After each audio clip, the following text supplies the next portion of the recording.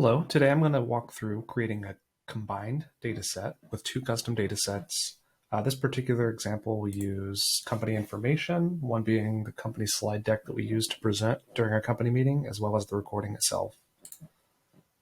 All right, I have my two custom data sets. Still need to do transformations, but I created this data set of company meeting slides with a data source that is PowerPoint. The other data set, the company meeting, I downloaded the MP4 file from our company meetings file, and then I'll walk through the transformations on each of these data sets. All right, the first set of transformations we're going to do is on the custom data set for the company meeting recording. So for this, the very first thing we're going to want to do is transcribe the audio. Source column will be content, which has the binary where the video is. We'll create a new column called transcription. This does use OpenAI's Whisper 1 model, so we'll select our OpenAI key.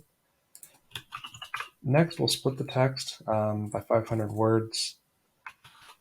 We'll do that on the transcription column that gets created in the previous step. And we're going to do this because sometimes the meetings get long, and I find that splitting them on 500 words kind of does better when you're doing retrieval augmented generation. Last thing we'll do is a combine columns, and we'll mix the file name along with the new segmented text. The reason we're doing this is we want to include the file name because it has metadata about when the company meeting. So if we're querying an application and we say what happened to the company meeting on 7/11, it now has that context in the combined column. Once we have these all set up, we'll go ahead and run the transformations. All right, our transformations are now complete. The final column, we'll reference this in the future. It's called manipulated text. So the next data set that we're going to do is our company meeting slides. Since this one is just text, we don't need to transcribe, but we will do the same split text on the text column this time. Segmented text, we'll do it by 500 as well.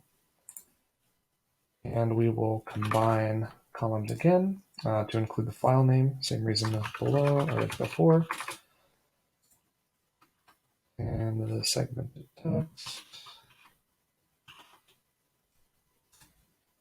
And for this one, we'll make sure the destination is also called manipulated text. Those are only two transformations we'll do on this, so we'll go ahead and save and run.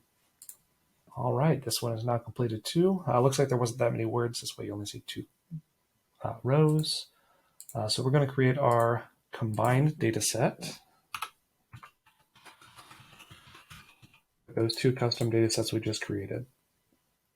Custom data set company meeting slides and custom data set company meeting recording. We'll go ahead and save and wait for that to process.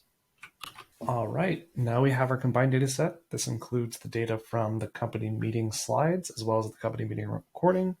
As we mentioned before, the manipulated text column is the column that contains both the transformed text from both data sets. So for this, we'll use our custom application flow.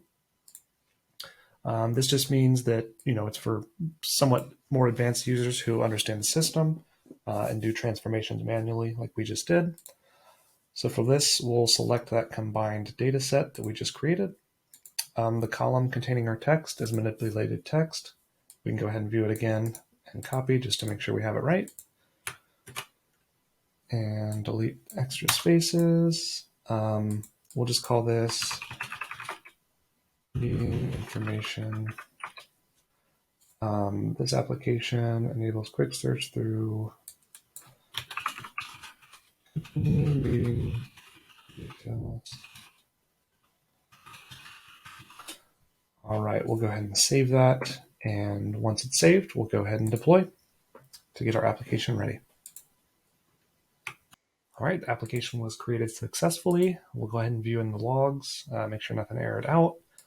Here you can view the data set. The most important thing that Mantium does for this custom application flow is we generate the embeddings. For the embedding generation, we use our own internal key. You always have the option to configure it to use your own personal OpenAI key. Now that our application is created and ready, we'll go ahead and go to ChatGPT.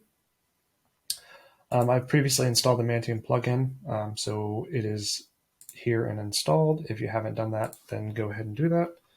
And now we will go ahead and see if our application is available. and you have the following application. This is the one we just created. To see that again, app name, meeting information, here's the description, and that's exactly what came up in ChatGPT.